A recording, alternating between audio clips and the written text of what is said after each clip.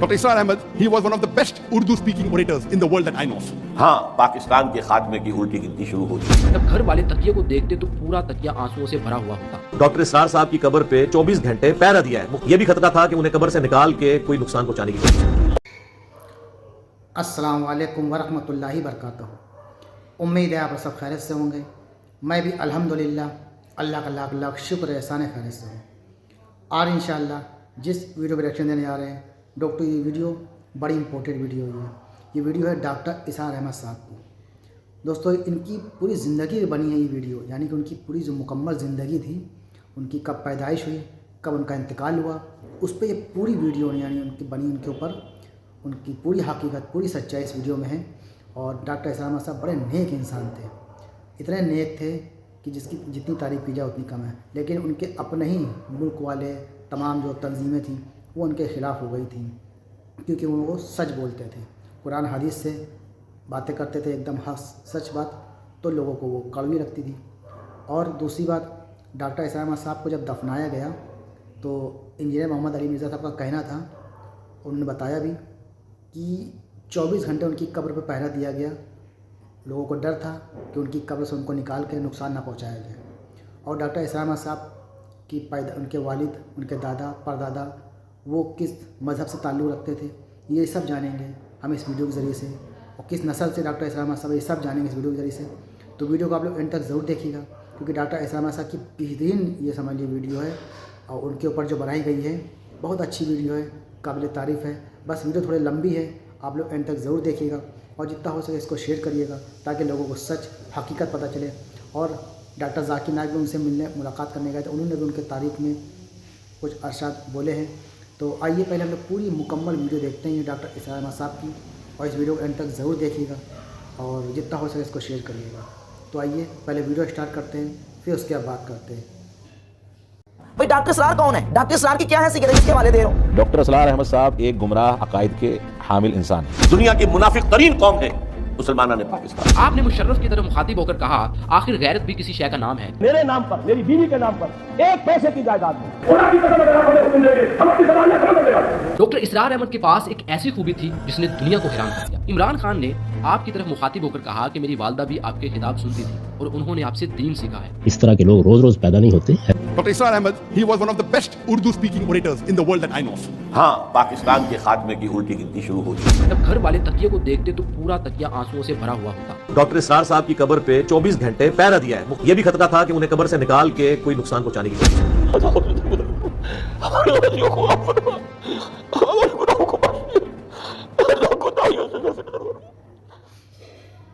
साल 1981 हुकूमत पाकिस्तान की तरफ से डॉक्टर इसरार अहमद साहब को दीनी खिदमात के इतराफ़ में उन्हें पाकिस्तान का तीसरा बड़ा सिविल अवार्ड सितारा इम्तियाज़ देने का फैसला किया गया और उनको तकरीब में आने की दावत दी गई। वहाँ पर पाकिस्तान की बड़ी बड़ी नामवर शख्सियात ने आना था, जहाँ उनको मुख्तलिफ किस्म के अवार्ड दिए जाने थे। लेकिन जब ये खबर डॉक्टर इसरार साहब के पास पहुंची कि उन्हें भी बुलाया गया है, तो उन्होंने तब ही जाने से इनकार कर दिया। उनका कहना था कि वो सिर्फ अल्लाह की रज़ा के लिए काम करते हैं और दुनियावी अवार्ड उनके लिए किसी अहमियत के हामिल नहीं। जब उन्होंने तकरीब में जाने से इनकार कर दिया तो हुकूमत ने उनका अवार्ड डाक के जरिए उनके घर भेज दिया। जब अवार्ड उनके घर पहुंचा तो डॉक्टर इसरार साहब अपने कमरे में मौजूद थे। आपके बेटे भागे भागे आपके पास आए कि अब्बा जान, डाक में आपके नाम कुछ आया है। जब उसे खोल के देखा गया तो उसमें पाकिस्तान का तीसरा बड़ा सिविल अवार्ड सितारा इम्तियाज था। आपके बेटे खुश हुए, लेकिन आपने उस अवार्ड को देखते ही एक तरफ रख दिया जैसे कि ये कोई गैर अहम चीज हो। वो अवार्ड आज भी उसी तरह रखा हुआ है। डॉक्टर इसरार अहमद जैसी शख्सियत को किसी सरकारी एजाज या फिर शोहरत की जरूरत नहीं थी। उनकी असल कामयाबी उनका इल्म, उनकी खिदमात और उनका असर था जो वो लोगों के ऊपर छोड़ गए थे। और आज हम उसी अजीम शख्सियत के बारे में बात करेंगे जो दुनिया के लिए मिसाल बन गया। डॉक्टर इसरार अहमद 26 अप्रैल 1932 को बरतानवी हिंदुस्तान की रियासत पंजाब के शहर हिसार में पैदा हुए, जो कि आज हरियाणा का हिस्सा है। आपका ताल्लुक एक राजपूत खानदान से है। ददयाल की तरफ से आप राजा अगर सिंह की नस्ल से हैं, जो कि हिंदू था। बाद में आपका ददयाल मुसलमान हुआ और पहले शख्स का नाम दीवान बारी रखा गया, जबकि आपका ननियाल हजरत सदीक अकबर की नस्ल से है। आपके परदादा पहले मुजफ्फरगढ़ रहा करते थे, लेकिन 1857 की जंग आज़ादी के बाद अंग्रेजों ने उनकी सारी जायदाद जब्त कर ली, क्योंकि आपके परदादा ने एक जख्मी अंग्रेज डिप्टी कमिश्नर को अपने घर में पनाह देने से इनकार कर दिया था, जिसकी वजह से वो मजबूरन मुजफ्फरनगर छोड़कर हिसार में आ बसे। वहां पर आपका सारा खानदान दादा के बनाए हुए छोटे से घर में रहा करता था। खैर, आपकी वालदा ने अपना सारा जेवर बेच दिया और एक नया मकान बनाया, और उसी मकान के अंदर आपकी पैदाइश हुई। आपके वालिद ब्रिटिश हुकूमत में सिविल सर्वेंट के तौर पर काम करते थे। आपके वालिद शाम को घर आ जाते और अपने बच्चों को भी वक्त दिया करते थे। سب کے ساتھ کھیلتے اور ان کو عجیب عجیب ناموں سے پکارتے. کیونکہ اسرار صاحب ریلوے اسٹیشن کے قریب پیدا ہوئے تھے تو آپ کے والد آپ کو ریلوے کا بابو کہہ کر چڑھاتے، جس کی وجہ سے آپ کا نام بابو بھائی لیا جانے لگ گیا. آپ بچپن ہی سے بہت ہی زیادہ ذہین تھے. آپ کی ذہانت اور حافظہ دوسرے بچوں سے نمایاں نظر آتا. بچپن میں آپ کو گانے سننے کا بہت زیادہ شوق تھا اور یہاں تک کہ آپ اچھا گا بھی لیتے تھے. آپ کا پسندیدہ گائک کے ایل سہگل تھا. اگر کوئی دور سے بھی سہگل کے گانے گاتا تو آپ کے کان اسے جلد پکڑ لیتے. پھر رفتہ رفتہ جب آپ اپنی شعوری زندگی کی طرف بڑھتے چلے گئے تو آپ ان سب سے دور جاتے چلے گئے اور قرآن کو پڑھنا شروع کر دیا. آپ کی والدہ حفیظ جلندری کا شاہ نامہ اسلام روزانہ آپ سے سنا کرتی تھی اور آپ ترنم کے ساتھ اسے پڑھتے. پھر جب آپ 5ویں جماعت میں ہوئے تو آپ کے بڑے بھائی نے آپ کو ایک ایسا تحفہ دیا جس نے آپ کی آنے والی زندگی میں ایک بہت بڑا رول ادا کیا، اور وہ تحفہ تھا اقبال کی کتاب بانگے درا. اقبال کی تحریروں نے آپ کے اندر ایک ایسا جذبہ پیدا کیا کہ آپ نے تحریک پاکستان میں شامل ہونے کا فیصلہ کر لیا. آپ تحریک کے جلسوں جلوس میں شامل ہوتے اور نعرے لگاتے. آپ ابھی 8ویں جماعت کے ہی طالب علم تھے کہ مسلم اسٹوڈنٹ فیڈریشن کے جنرل سیکرٹری بن گئے، جو حصار میں مسلم لیگ کا اسٹوڈنٹ ونگ تھا. آپ علامہ اقبال کے ساتھ ساتھ مولانا ابوالکلام آزاد، شاہ ولی اللہ دہلوی، امین احسن اصلاحی اور سب سے زیادہ سید ابوالعلا مودودی سے متاثر تھے، کیونکہ اسلام کو لے کر ان کا نظریہ سب سے مختلف تھا. وہ اسلامی حکومت قائم کرنے کے حق میں تھے. وہ کہتے تھے کہ مسلم لیگ کا جو نعرہ ہے اس سے قومی ریاست تو ضرور وجود میں آ سکتی ہے لیکن اسلامی نہیں. آپ کو پتا تھا کہ مولانا مودودی صاحب مسلم لیگ کے قومی نظریے کے خلاف ہیں لیکن وہ اس کے باوجود ان سے متاثر تھے. خیر، آپ ابھی بھی مسلم اسٹوڈنٹ فیڈریشن کے لیے کام کر رہے تھے اور وہاں پر جب کچھ لوگ مولانا مودودی کو مولانا مردودی کہہ کر پکارتے تو آپ ان سے لڑ پڑتے اور کہتے کہ یہ بالکل غلط ہے کیونکہ مودودی صاحب کا ایک اپنا نظریہ ہے، ان کی ایک اپنی رائے ہے. آپ مسلم اسٹوڈنٹ فیڈریشن میں ہونے کے باوجود جماعت اسلامی کے ہفتہ وار اجتماع میں جاتے اور مودودی صاحب کو سنتے. ان سب کاموں کے ساتھ ساتھ آپ نے اپنی تعلیم کو بھی جاری رکھا اور جب آپ نے اپنا میٹرک کا امتحان پاس کیا تو حصار ضلع کے تمام مسلمان طالب علموں میں آپ کی پہلی پوزیشن تھی اور یہاں تک کہ پنجاب کے تمام مسلمان طالب علموں میں آپ کی 8ویں پوزیشن تھی. پھر جب 1947 میں پارٹیشن ہوئی تو ہندوستان کے مختلف شہروں میں قتل و غارت شروع ہو گئی. بہت ساری جگہوں پر ہندو مسلمانوں کو مار رہے تھے. پھر جب ہندو حصار کے علاقے میں پہنچے تو وہاں پر مسلمانوں نے جگہ جگہ مورچے بنائے ہوئے تھے جس کی وجہ سے ان کا مقابلہ کرتے رہے اور ان کو قابض نہیں ہونے دیا اور یہ سلسلہ تقریباً 1 مہینے تک جاری رہا. پھر اس کے بعد ہندوستان کی آرمی آئی جنہوں نے ان مورچوں کو توڑا اور مسلمانوں کو کیمپ میں لے گئے جس میں اسرار صاحب بھی موجود تھے جنہوں نے قافلے کے ساتھ پیدل سفر کیا اور 170 میل کا راستہ 20 دنوں میں مکمل کیا اور آپ کا خاندان منٹ گمری پہنچ گیا جسے آج کا ساہیوال کہتے ہیں. مولانا مودودی بھی پاکستان آ چکے تھے. انہوں نے اسلام کا نعرہ بلند کرنا شروع کر دیا. وہ جہاد اور اسلامی ریاست قائم کرنے کی بات کرنے لگے جو اسرار صاحب کے دل کو بھا گئی، جس کی وجہ سے انہوں نے جماعت اسلامی کے اسٹوڈنٹ ونگ اسلامی جمعیت طلبہ جوائن کر لی. لیکن ساتھ ہی ساتھ آپ نے اپنی تعلیم بھی جاری رکھی اور 1950 کو MBBS کے لیے لاہور پہنچے اور king Edward medical college join کر لیا. آپ کے سارے اخراجات آپ کے والد اور بڑے بھائی اٹھا رہے تھے. اس سارے عرصہ کے دوران آپ روایتی تعلیم تو حاصل کر ہی رہے تھے لیکن پھر بھی اقبال اور مولانا مودودی کی تحریریں آپ کو جھنجھوڑ رہی تھی اور دوسری طرف ہاسٹل میں بھی آپ کا حلقہ احباب کچھ ایسا بن رہا تھا جو آپ کا رخ دین کی طرف کر رہا تھا. پھر جب آپ میڈیکل کالج کے 3 سال میں تھے تو شعوری طور پر آپ کا ایک ہی مقصد تھا کہ اللہ کے دین کو قائم کرنا. آپ کی ترجیحات فکس ہو چکی تھی. آپ نے اس کے علاوہ سب کو سیکنڈری رکھا. خیر 1954 میں آپ نے اپنی MBBS کی ڈگری مکمل کر لی اور اسی دن جماعت اسلامی میں رکنیت اختیار کرنے کی درخواست دے دی اور ٹھیک 1.5 مہینے کے بعد 1955 میں آپ کو جماعت اسلامی میں شامل کر لیا گیا. آپ ساہیوال کے اندر جماعت اسلامی کے امیر تھے لیکن کچھ سالوں تک وہاں رہنے کے بعد آپ نے جماعت اسلامی کو چھوڑنے کا فیصلہ کر لیا. لیکن پھر یہ دیکھ کر کہ وہ انتخابی سیاست کی دلدل میں پھنس گئی ہے، اپنا اختلاف رائے پوری طرح پیش کر کے، اور جب معلوم ہوا مولانا مودودی کا فیصلہ کہ ہم نے تو اسی راستے پر چلنا ہے تو انہوں نے کہا قالوا سلاما، پھر ہم علیحدہ ہو گئے. جس پر اسرار صاحب نے تقریباً 250 صفحات پر مشتمل جماعت اسلامی کی غلطیاں لکھی. آپ کے ان صفحات کو دیکھ کر جماعت کے لوگ حیران ہو گئے کہ ہم جو کئی سالوں سے جماعت میں ان حالات سے گزر رہے ہیں جو ہم نہیں سمجھ پا رہے تھے وہ اس نوجوان نے صرف لٹریچر کی مدد سے حل کر دیا. اب کیونکہ ہائی اسکول کے اندر آپ نے عربی بطور مضمون پڑھی تھی اور عربی گرامر سے بھی آپ کی خاصی واقفیت تھی اور دوسرے نمبر پر اقبال کے اشعار آپ کے اندر صلاحیت کر گئے تھے جس کی وجہ سے آپ نے قرآن اور دین کو سمجھنا شروع کر دیا. اس سلسلہ میں آپ کراچی پہنچے اور یونیورسٹی آف کراچی میں اسلامی اسٹڈی کی تعلیم حاصل کرنا شروع کر دی. لیکن اس سارے عرصہ کے دوران آپ یہ دعا بھی کرتے رہے کہ جماعت اسلامی کے وہ بزرگ ممبران جنہوں نے جماعت کو چھوڑ دیا ہے وہ کوئی ایسی جماعت بنائے جس کا مقصد خالصاً دین کو قائم کرنا ہو. لیکن بدقسمتی سے ایسا کچھ بھی نہ ہوا. خیر 1965 میں آپ نے اسلامی اسٹڈیز میں ماسٹر کی ڈگری حاصل کر لی اور اسی سال لاہور شفٹ ہو گئے. لاہور پہنچتے ہی آپ نے اپنی میڈیکل پریکٹس بھی شروع کر دی کیونکہ آپ مالی لحاظ سے اتنے مضبوط نہیں تھے. آپ کے پاس صرف 2 لاکھ روپے سرمایہ تھا جو ان کو ان کے بھائی سے کاروبار میں علیحدگی سے ملا تھا جس سے آپ نے ایک مکان خریدا.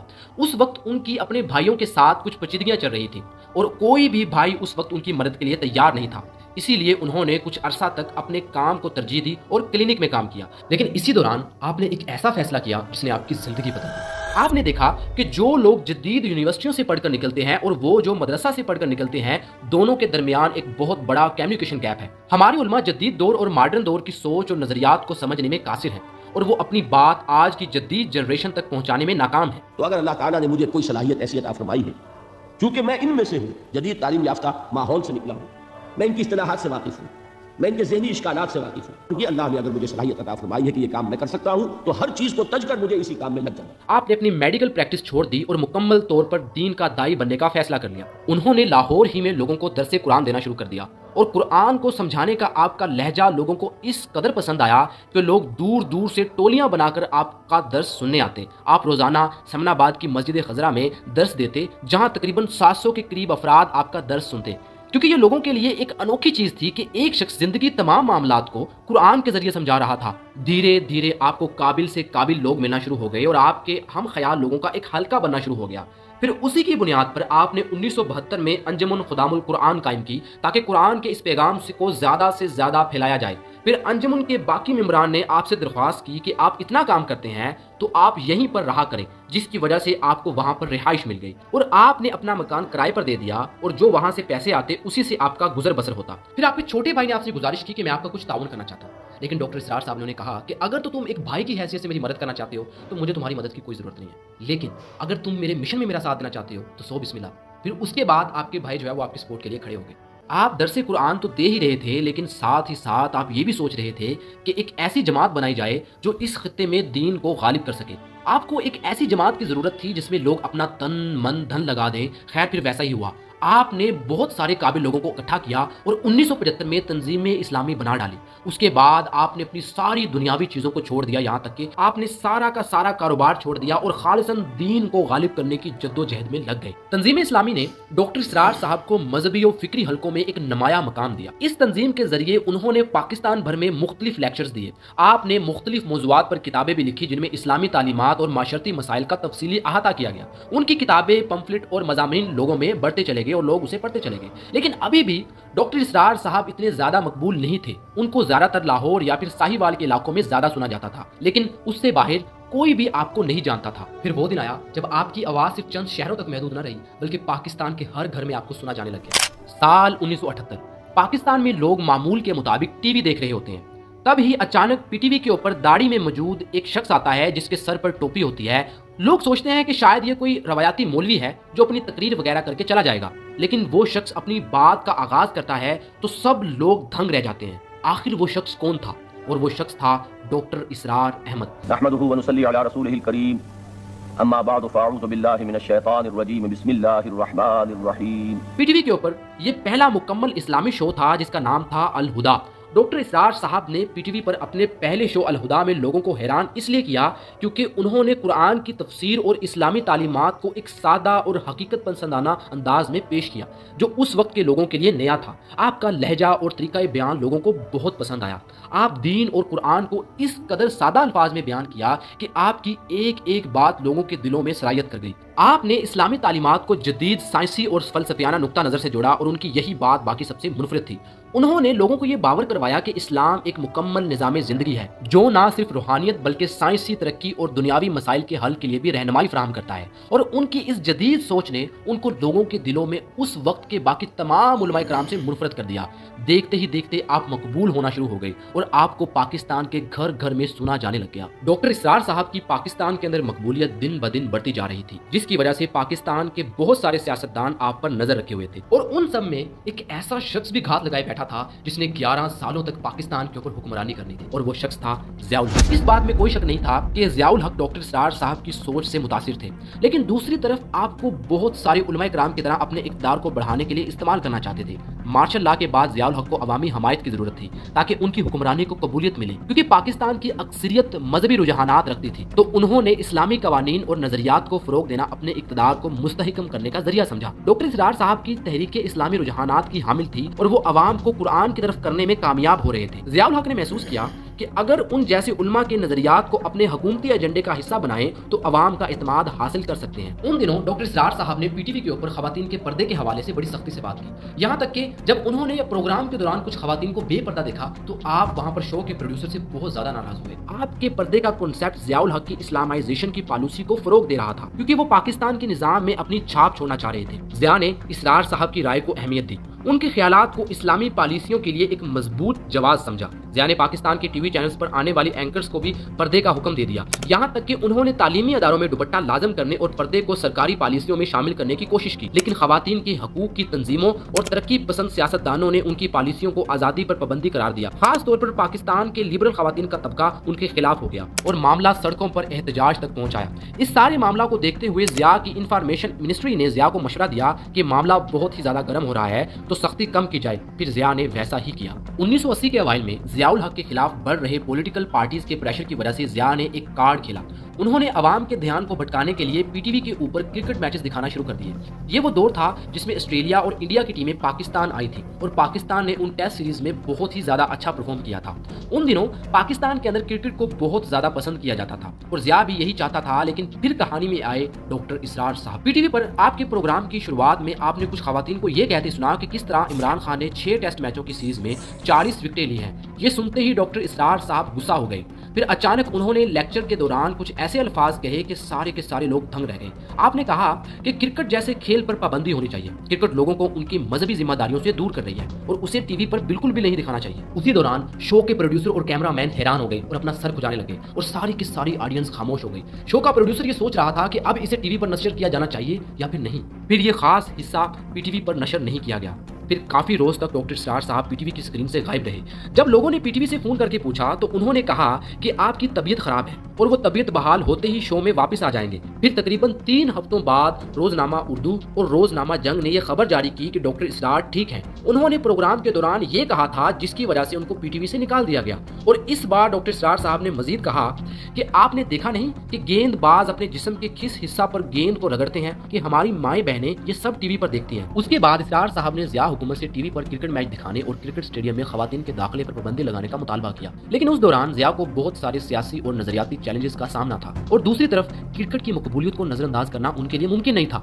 ضیاء صاحب جانتے تھے کہ کرکٹ عوامی تفریح کا ایک اہم ذریعہ ہے اور اسے ختم کرنا سیاسی طور پر نقصان دہ ہو سکتا ہے، جس کی وجہ سے ضیاء نے ڈاکٹر اسرار کو کہا کہ وہ پی ٹی وی پر شریعت اور خلافت پر پروگرام کرتے رہیں، لیکن کرکٹ کی بات کرکٹ ماہرین اور تبصرہ نگاروں پر چھوڑ دیں۔ لیکن جب ڈاکٹر صاحب نے دوبارہ کوشش کرتے ہوئے کرکٹ کے بارے میں بیان دیا تو انہوں نے کہا کہ کرکٹ کا میرا یہ بیان نشر کیا جانا چاہیے، لیکن اس کے بعد آپ کے اس بیان کو بھی جو ہے وہ کاٹ دیا گیا۔ پھر آپ نے دوبارہ وہ شو کبھی نہیں کیا اور اس کو خیر آباد کہہ دیا۔ جنرل ضیاء الحق نے اپنے دور حکومت میں اسلامی اقتدار کے نفاذ کے لیے مجلس شورا قائم کی، جس کا مقصد حکومت کو اسلامی نظریات کی روشنی میں مشورے دینا تھا۔ ان دنوں ضیاء عمرے پر گئے ہوئے تھے تو انہوں نے اپنے سالے صاحب ڈاکٹر نور الالہی کے ذریعے اسرار صاحب کو پیغام بھیجا کہ آپ مجلس شورا کے رکن بن جائیں، تو اسرار صاحب نے ان سے کہا، میں نے ان کو 2 ٹوک جواب دیا۔ میں نے کہا ان سے کہہ دیجیے معذرت 2 وجوہات سے، ایک تو میرے اندر اس کی صلاحیت نہیں ہے، دوسرے یہ ہے کہ آپ کرنے ہمیں کچھ نہیں دیں گے، اصل حکومت تو فوج کی ہے اور بدنامی ہمارے اندر آئے گی کہ یہ جو ہے یہ وزارت میں کچھ نہیں کر سکی، نکمے لوگ نکلے۔ پھر ڈاکٹر اسرار صاحب ایک دن مسجد دارالاسلام میں جمعہ کی نماز میں خطبہ دے رہے تھے تو انہوں نے دیکھا کہ اچانک بہت زیادہ سیکیورٹی کا انتظام ہو رہا ہے۔ ضیاء الحق صاحب پہلی ہی صف میں آ کر بیٹھ گئے تو آپ نے ان سے کہا، آپ کی حکومت ہے، پاکستان کی لڑکیوں کی ہاکی کی ٹیم ملک سے باہر جا رہی ہے، کہاں ہے آپ کا اسلام، کہاں ہے آپ کی اسلام کی وہ باتیں،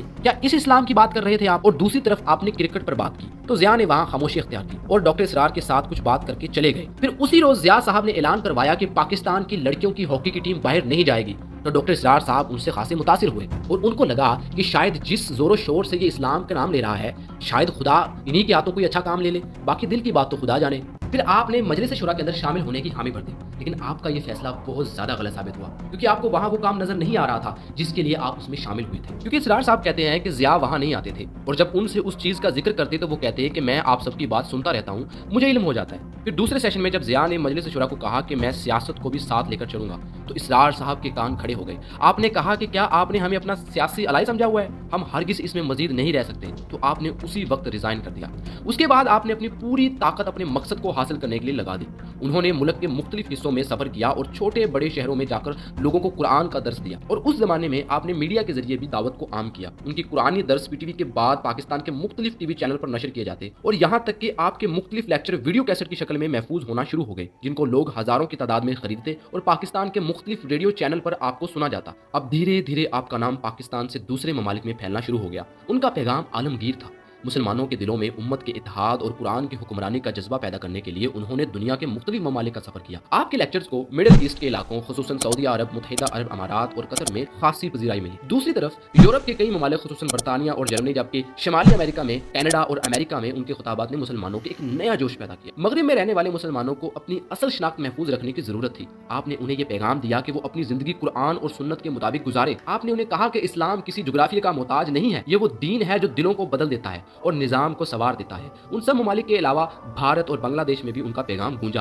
भारत में उन्होंने मुसलमानों को फिरका वारियत से निकलकर इत्तेहाद और यकजहती इख्तियार करने की ताकीद की। उनके खुतबात की खास बात यह थी कि वो महज आलम की हैसियत से बात नहीं करते थे, बल्कि वो एक रहनुमा की तरह उम्मत के मसाइल का हल पेश करते। वो कहते कि मुसलमान जहां भी हैं वो कुरान को अपना रहनुमा बनाएं और दुनिया के सामने इस्लाम की असल तस्वीर पेश करें। यही वजह है कि आज उनके अल्फाज पाकिस्तान से लेकर अमेरिका और मशरिक वस्ता तक लाखों मुसलमानों के लिए एक तहरीक बन गए। आपने सिर्फ मुसलमानों को ही नहीं बल्कि बहुत सारे गैर मुस्लिमों को भी मुतासिर किया, जिन्होंने हजारों लाखों की तादाद में इस्लाम कबूल किया। और आपके बहुत सारे ऐसे रूहानी शागिर्द भी हैं जो आज करोड़ों की तादाद में लोगों के दिलों पर असर कर रहे हैं, जिसमें सबसे बड़ा नाम आता है डॉक्टर जाकिर नाइक का। साल 1991 डॉक्टर जाकिर नाइक पाकिस्तान आए हुए थे। उस वक्त वो सिर्फ एक तालिबे इल्म थे और मेडिकल के शोबे में अपना मुस्तकबिल बनाना चाहते थे, जिसकी तालीम वो हिंदुस्तान में ले भी रहे थे। लेकिन उस वक्त इस्लाम की तरफ रुझान उनका इस कदर नहीं था। वो खुद को एक रवायाती मुसलमान समझते थे, मतलब 5 वक्त की नमाजें पढ़ लेनी और उसके बाद अपने काम में वैसे ही मसरूफ हो जाते। लेकिन अभी भी उनका दिल इस चीज़ की इजाज़त नहीं दे रहा था कि मैं एक मेडिकल डॉक्टर बनूं। वो अंदर ही अंदर कुछ और करना चाहते थे। और इसी सिलसिले में उन्होंने डॉक्टर इसरार साहब से मुलाकात की और उनके सामने सवाल रखा कि मुझे मशवरा दें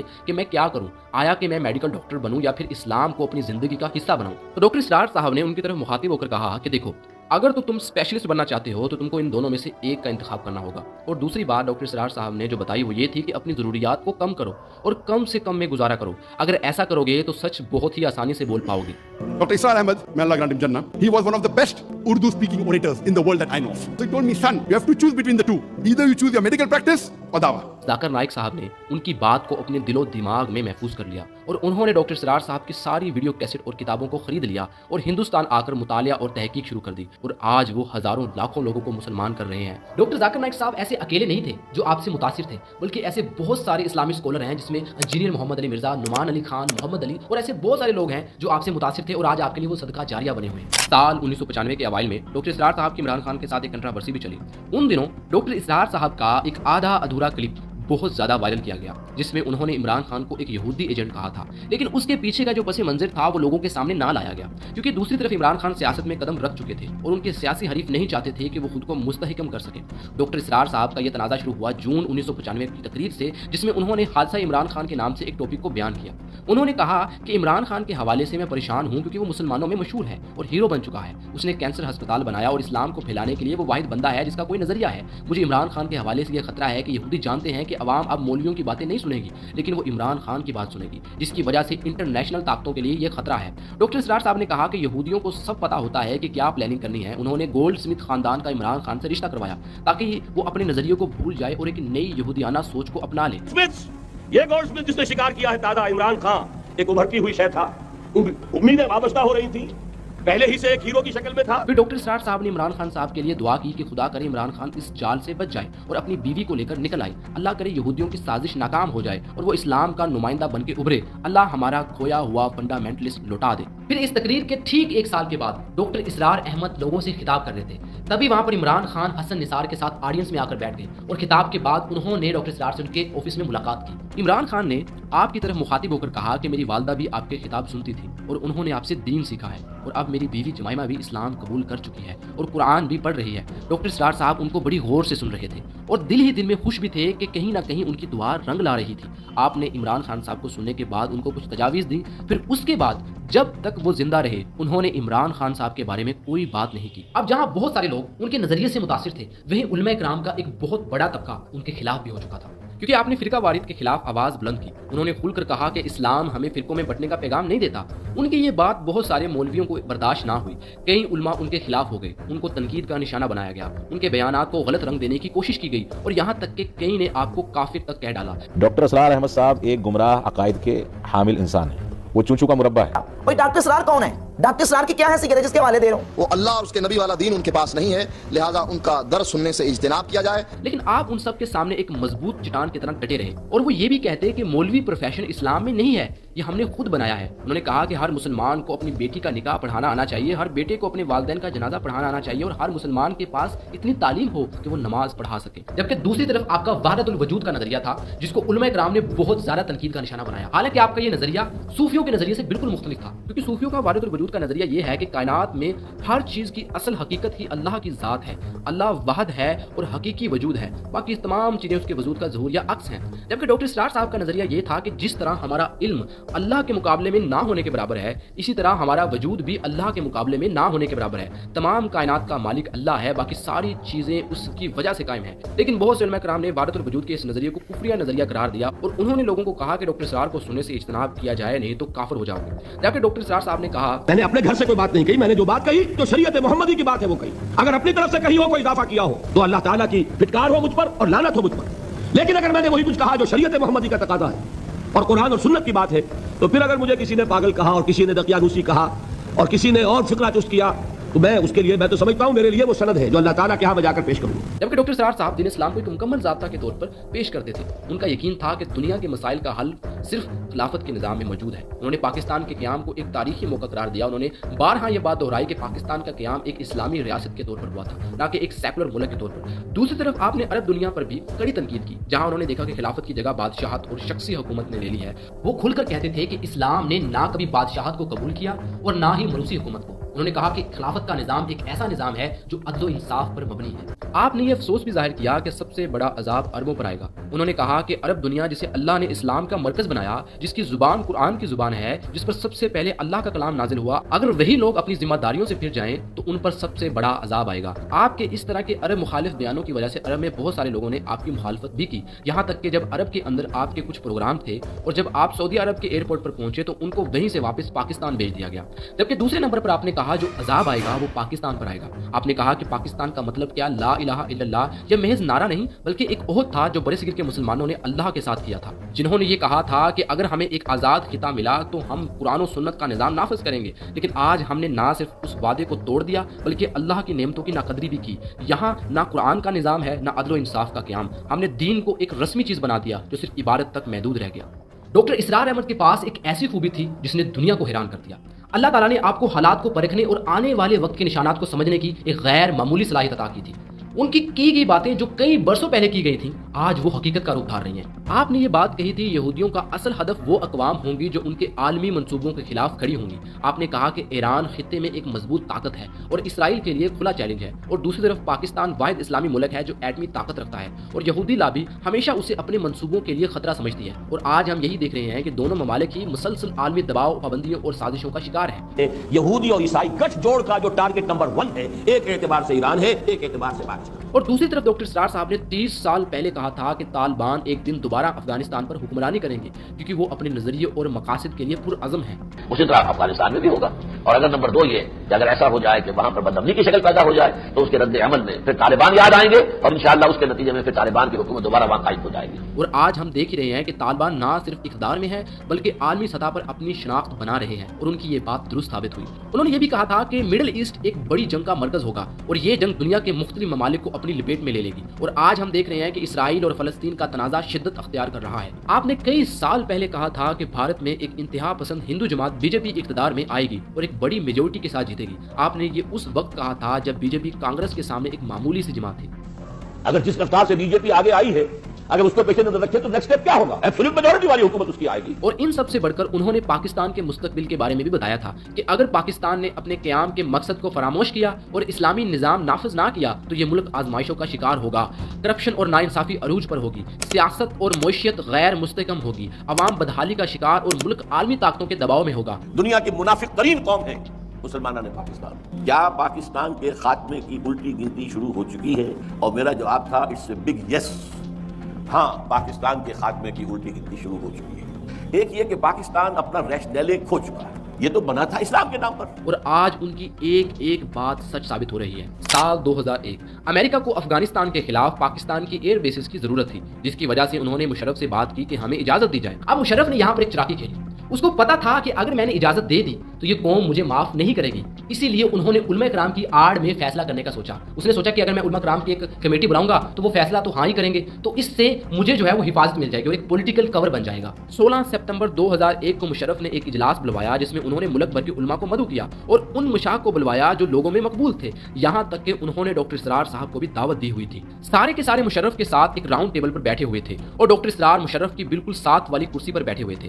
مشرف نے بات شروع کی کہ امریکہ نے مجھے کہا ہے کہ افغانستان کے معاملے میں یا تو آپ ہمارے ساتھ ہیں یا ہمارے دشمن ہیں، اگر ہم نے ان کو ایئر بیسز نہ دی تو ہم پر حملہ کر دے گا۔ تو مشرف نے ان سب علماء سے ایک ایک کر کے پوچھنا شروع کر دیا، سب کا جواب ایک ہی تھا کہ اگر تو امریکہ نے حملہ کیا تو یہ تو پاکستان کے حق میں نہیں ہے، ہم سب مارے جائیں گے، تو پاکستان کا مفاد تو اسی میں ہے کہ امریکہ کو ایئر بیسز دے دی جائیں۔ مشرف خوش ہو رہا تھا کہ یہ سب تو میرے ہی خیال کی باتیں کر رہے ہیں اور اب میرے پاس ایک مضبوط پولیٹیکل کور ہے، میرے پاس ایک جواز ہے، میں لوگوں کو بتاؤں گا کہ میں جو ہے کیوں میں نے اجازت دی۔ لیکن دوسری طرف مشرف کے ساتھ بیٹھے ڈاکٹر اسرار احمد ان کی ساری باتیں سن رہے تھے اور ان کو ان کے اوپر غصہ آنا شروع ہو گیا۔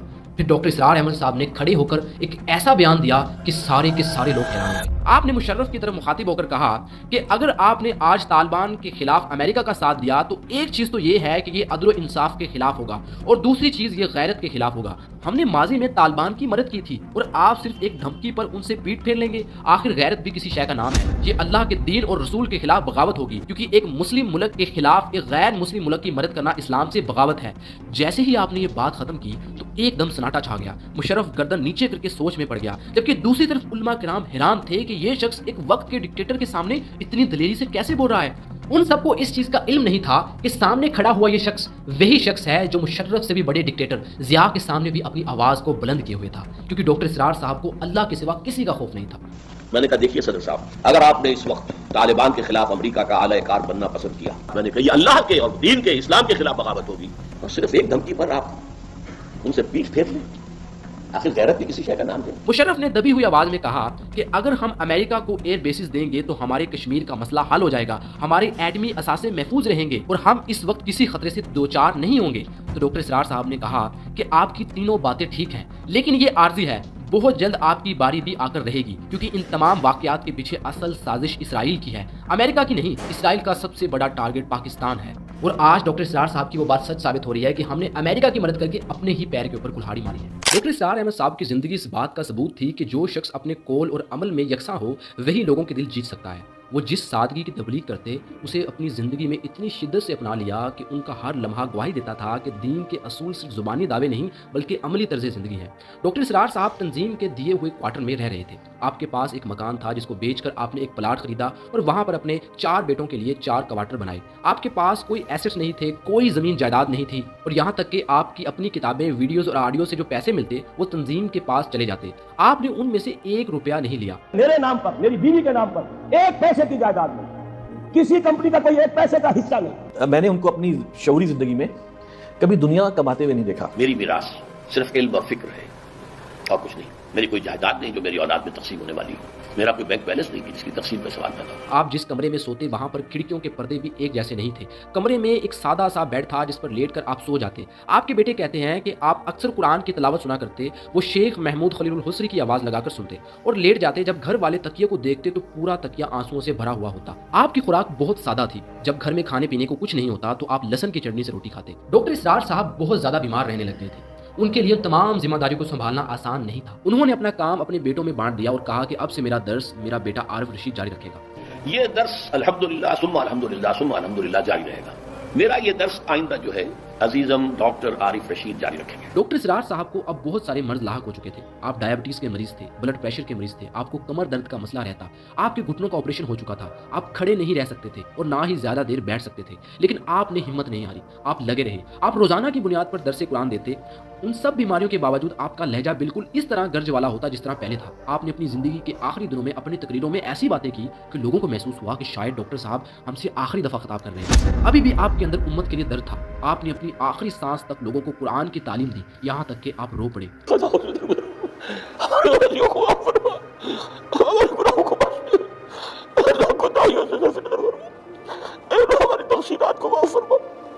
آخری 3 دنوں میں آپ کو بہت زیادہ شدید بخار ہوا، یہاں تک کہ آپ کا کمر درد بھی بڑھنے لگ گیا تھا۔ फिर तीसरे दिन रात को आपके बेटे आरिफ रशीद ने आपको कहा कि अगर आप कुछ महसूस करें तो हमको बता दीजिएगा, हम आपको हॉस्पिटल ले जाएंगे, लेकिन आपने इनकार कर दिया। तो डॉक्टर साहब ने उससे इनकार किया था, नहीं मैं हॉस्पिटल नहीं जाना चाहता। फिर रात के 3 बजे उनका एक खादम जो 10 साल से उनके साथ था और उनके कमरे में सोया करता था, उन्होंने आरिफ रशीद को कॉल की कि मुझे इसरार साहब कुछ ठीक नहीं लग रहे। तो तब ही उनके बेटे वहां पहुंचे तो देखा कि बिल्कुल सन्नाटा है। उनके बेटे आरिफ रशीद ने खादम से पूछा कि तुमको कैसे पता चला कि डॉक्टर इसरार साहब ठीक नहीं है? तो उनके खादम ने कहा कि पिछले 10-15 मिनट से उनके खराटों की आवाज़ आना बंद हो चुकी है। ये सुनते ही उनके बेटे डर गए। तो जब उन्होंने डॉक्टर इसरार साहब को आगे बढ़कर देखा तो पता चला कि सोई हुई हालत में ही आप खुदा को प्यारे हो गए।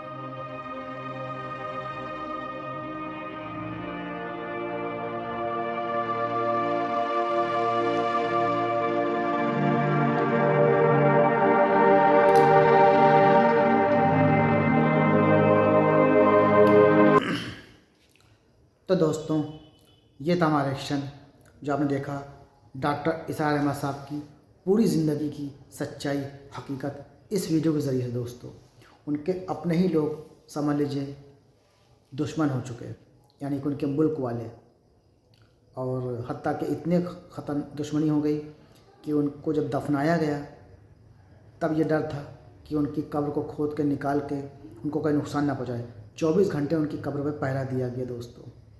और हमने पूरी सच्चाई जानी कि डॉक्टर इसरार अहमद साहब का ताल्लुक़ किस नस्ल से है।